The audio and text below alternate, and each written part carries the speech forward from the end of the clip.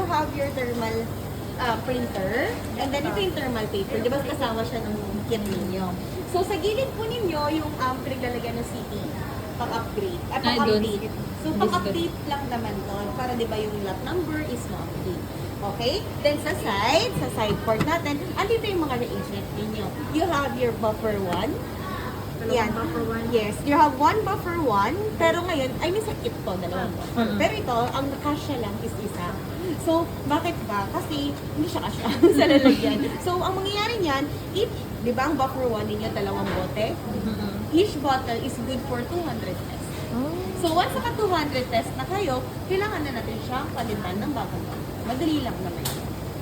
But just remember that this one is working under a high pressure, di ba? So, kunyari, magpapalit kayo ng buffer 1, pagdating sa time na gagamit sa inyo na yung machine po, pagpapalit kayo ng buffer 1, make sure dapat naka-sleep yung machine. Kasi, pag kunyari naka-standby siya, there's a high pressure inside. Pag inopen nyo to, possible na mag-aspirate siya ng air. So, once na pumasok yung air, may chance mag-low pressure yung machine po niyo. Okay po? Yan. So, you have your buffer 1, you have your buffer 2, and then this is your wash leader. Kilala nyo na sila, di ba? Ang carrier, ang dakilang mga agaw, at ang tagapaglilinis. Yan sila. That is your buffer inside your reagent bay. And then this is your rack door. Dito natin nilalagay yung rack natin. Your rack is 10 placer po. So, 1, 2, 3, 4, 5, 6, 7, 8, 9, 10. Okay po. So, pag ilalagay ninyo siya, pag ganito. So, mamaya, ipapag-fill ko sa inyo. So, si engineer, ang ginawa niyo, humingi na yata siya ng lalagyan. And then, naglagay na siya ng wash diluent dito. As much as possible po, sana mapalit yung wash diluent. Kuha lang kayo ng, kasi 1.5 UL lang, 1.5 ml lang naman yung kailangan ninyo for one sample. So, enough na siguro yung 10 to 15 ml. And then, palit-palitan nyo na lang siya mga every 1 to 2 weeks. Para hindi stagnant. Okay? And then, yan, this is your machine. So, sa front natin po, makikita ninyo, dyan, actually clear siya. I mean, medyo see-through siya, para makikita ninyo kung sino na yung nirarun. And then, inside here, andon, dito po yung cartridge ninyo. Nandito siya sa loob nito. Yung, dito nakalagay si cartridge. Then, sa loob, dito yung detector. So, si machine, kukuha ng sample here from the top, bababa siya dito, then pupunta dito, papasok sa cartridge, then lalabas. Then madedetect na ng detector po natin. Okay po. And then here is your screen. Okay? Sa screen naman po natin, ito yung mga tabs natin. So first, ang status ng machine is sleep. Pag hindi po natin ginagamit si machine, nagsisleep siya. Sana all natutulog.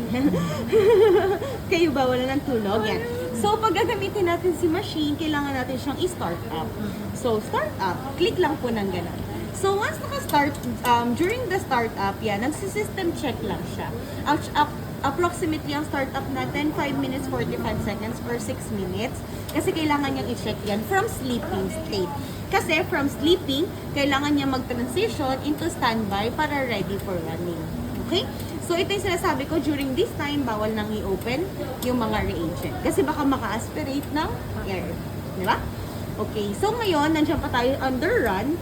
So, ongoing warm-up. So, mamaya na yan. Now, let's go with your data. Sa data screen naman po, andito lahat ng mga sample runnings. May mga sample na po kasi na nirarun yan. Bakit po? Kasi nagko-QC kami sa office.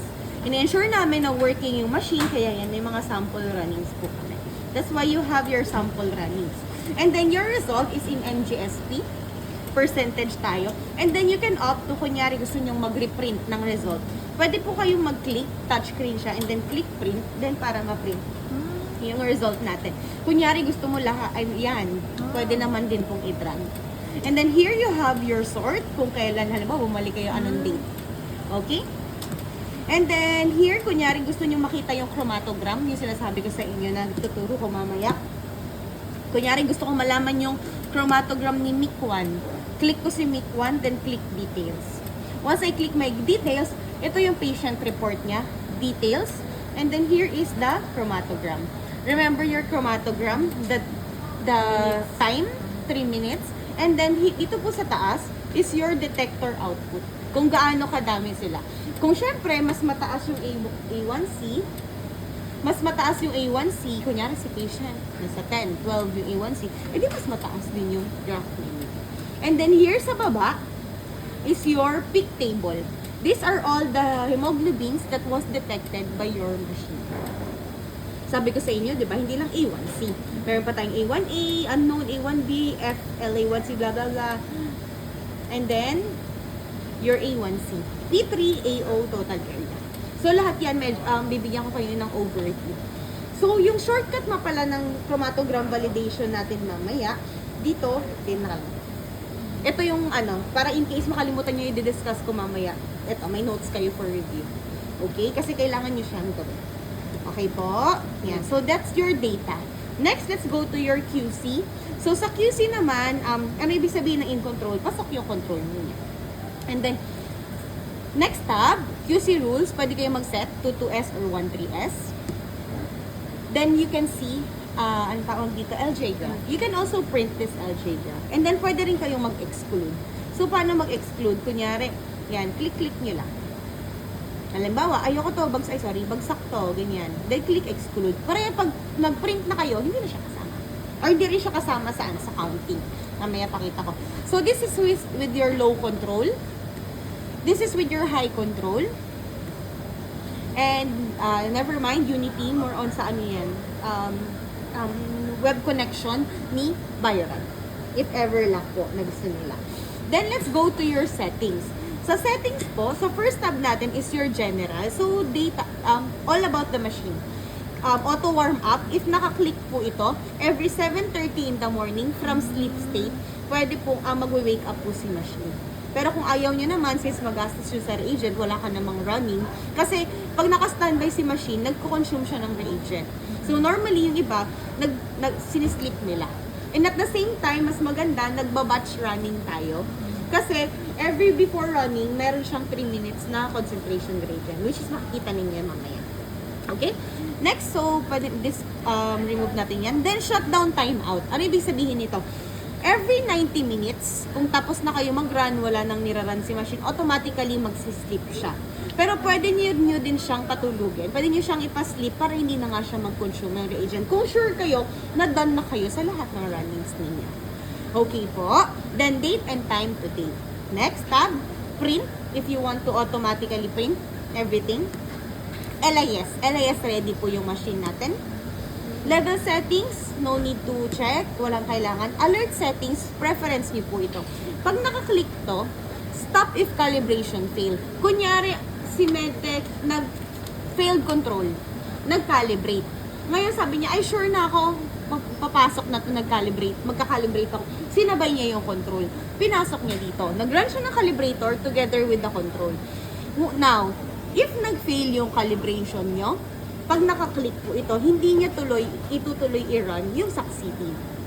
Okay? Pero pag naka-untick to, itutuloy niya i-run yung succeeding. So, preference din yun. Next naman, if control out of range, pwede rin yan. Kung naka-tick naman to, ano yan, every morning, kunyari, sinasabay na natin sa sample. Totoo, okay lang yan. Walang masama sa ganun. Kahit ako ganun yung ginagawa ko. Nag-run ako ng control, sabay ng sample. Kasi, kung control muna, sayang. Diba? Sayang sa reagent, ganyan, sayang yung batch. So, ang ginagawa, sinasabay, control with your sample. Ngayon, pag nag-fail, hindi niya na rin itutuloy once this is nakatick. Okay? So, i-untick ko muna kasi preference niya yan. Okay? Next, let's go with your lot info. So, sa lot info naman po, sa lot info natin, ito yung na-update during sa CD para hindi na kayo yung gagawa. Pero, remember, yung control natin, your control is third-party control, separately purchased po siya. So, kailangan po kayo yung gagawa nito. So, paano po ito? Madali lang naman. So, si control, A1C low control, and A1C high control, kayo po yung mag-i-input. Okay, paano po yun gagawin? Pero don't worry naman po, yung control, matagal po yun mag-change ng lot number. 'Di ba? So, paano po natin gagawin yun? Click nyo lang po ito, then click your control, then type. So, paano po yun i-type? Hanapin nyo lang yun ang version 2. Then, once done, okay na, then exit. So, ganun din naman si type,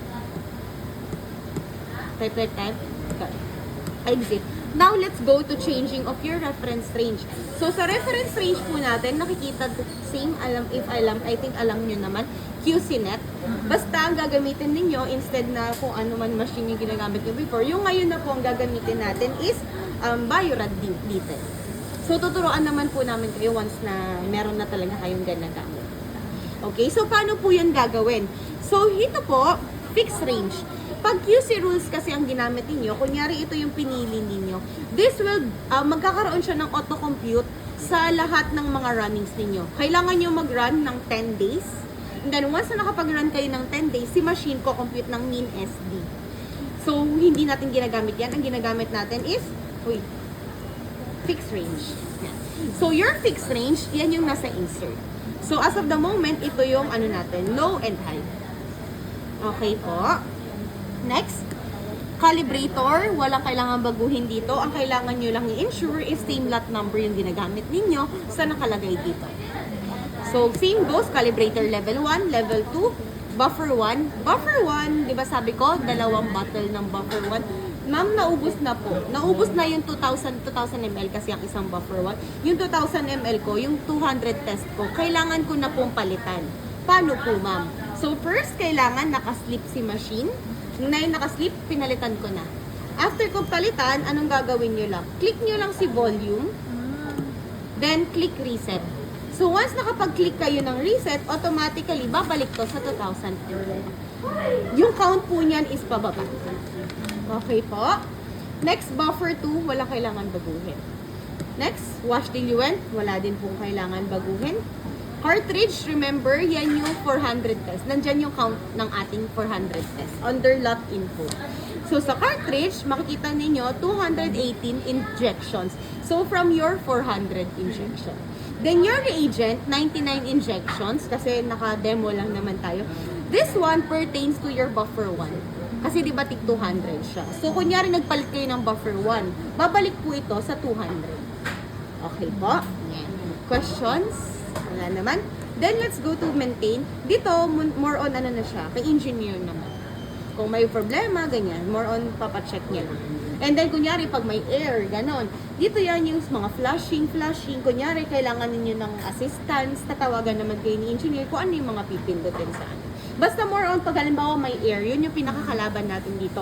Pag napasukan ng air, or kunyari, naubos yung reagent, hindi napansin, yon, kailangan natin i-flush out yung air. Yun lang naman siya. So now, your 6 minutes is over. Ready for standby na. Naka-standby si machine. Ready for running na po siya.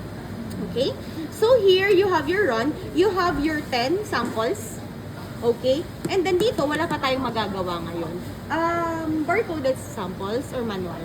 Manual. Okay. So, for your manual, ang pinapagawa namin, either dalawa, you create your own work list para alam niyo yung 10 na ni-run ninyo dito, para ita-type ninyo. Kasi, ang pag-type ninyo, hindi siya before. Hindi kayo makaka-type. Kailangan after paglagay ninyo. So, wala na kayong access. Ako, ang tinuturo ko, yung name ni patient, so, yung name ni patient, kaya ito, si Katakte Rowell, inilalagay ko siya sa harap ng ganyan para nasisilip ko pa. Diba? Pwede din. Pero pwede din na may work list kayo para hindi kayo naggaganon dito. Okay? Yan po. So now, let's try to run. So, okay na yung, ano ninyo, diba? Okay na yung machine natin. So, it's either, pag naka-standby, sabi ko sa inyo, pwede nyo siyang i-automatic sleep. Kunyari, tapos na kayo mag-run. Again, it's advisable para mas maparami yung running ninyo. Optimized running. Sana po batch running. Kasi sana mapuno natin to yung 10. Every 10 yung pasok natin. Bakit? Kasi may additional tayong 3 minutes na concentration gradient. Every pasok ng rack. So, sa pagpasok po ng rack natin, ensure lang natin na yung Sysmex, ito yung nakaharap sa inyo. Hindi po baliktad ha. And then, kunyari, maglalagay kayo ng sample vials. Each sample vials is dapat nakalagay sa adapter. Ito po is our adapter. Yan.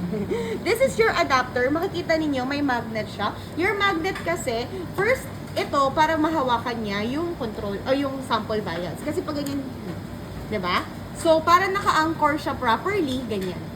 So, dyan nyo ilalagay. Yung sample vials, pwede nyo namang tanggalin or kung wala naman kayong iraran, hayaan nyo lang siyang ganyan. Wala namang magiging issue dyan.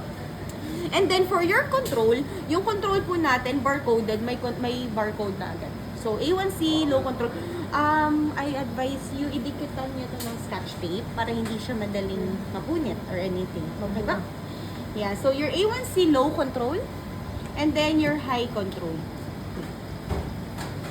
Pero pwede manually input Yes, one ma'am. just in case na nothing na. Yes po. Okay. So, for the manual input naman po, yan, para wag nyo lang makalimutan, ang pangalan ng ating low control is A1C-TRL. And for low is A1C-TRH. Mamaya, makikita nyo rin naman dito. So, for running, if ipapa-feel ko lang sa inyo, so kanina, di ba naka-close? Hindi kayo makapagpasok. Pero once naka-standby mode na siya, pupukas na yung door. Sa paglagay ng rack, di ba dapat harap ninyo, and then, ilalagay nyo sa gitna, then tulak. Konting tulak lang, wag nyo itutulak ng buo kasi si machine yung hihila. So, makikita mo, once na-detect nyo na may rack kayong pinasok, yan, automatic siyang magko-close. And during this time, naka-close na siya, narinig nyo yon, magsa-scan na siya. Ayan, tapos na pala siya mag-scan. Nag-scan na siya nung 10. So ngayon, ang nangyari, ano yung na-scan niya? Your control. Your control, again, A1C-TRL, low, A1C-TRH, high. Ngayon, may patient akong sinama, si, ano pangalan? Si Katakte Roel. So, yun din sinasabi ko sa inyo, pag nakalimutan ninyo, tapos hindi niyo hinarap yung name niya, kailangan nyo tanggalin. So, pwede rin kayong magkaroon ng work list para alam ninyo. Basta 10 placer yan. Or, yan, yung silip-silip. Ako kasi, depende. Ano po yung preference ninyo. Then here, doon na kayo pwedeng mag-edit. Ngayon, paano mag-edit? So, si Roel is nasa pangatlo. So, 1, 2, 3. Paano po gawin? Click your edit. Then, type.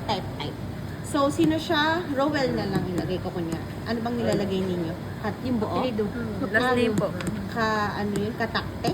Oo. Katak. Actually, 20 yan. So, pwede pa kayong gusto nyo ibuo? Ang pangalan. So, Katakte Rowell. Then, click done. So, you have your, Okay, so yan, tapos yan na yung runnings ninyo. Kunyari puno, syempre, ganun din.